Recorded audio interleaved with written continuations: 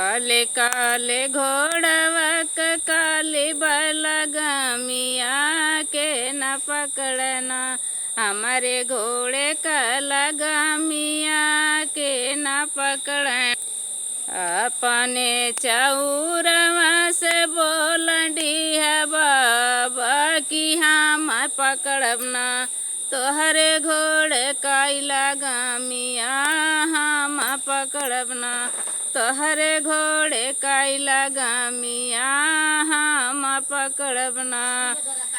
काले काले घोड़वा काली बलगमिया के न पकड़ना, हमारे घोड़े का लगमिया के न पकड़ना। के न पकड़ना हो कि के न पकड़ना, हमारे घोड़े का लगमिया के न पकड़ना।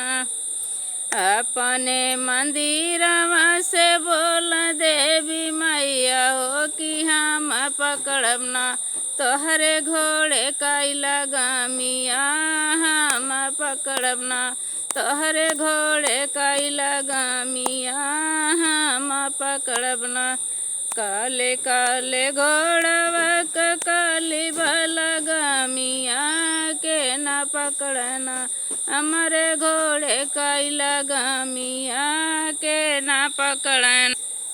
अपने मंदिरवा से बोल दुर्गा मैया हो कि हम पकड़ना, तोहरे घोड़े का लगमिया हम पकड़ना, तोहरे घोड़े का लगमिया हम पकड़ना, तोहरे घोड़े का लगमिया हम पकड़ना।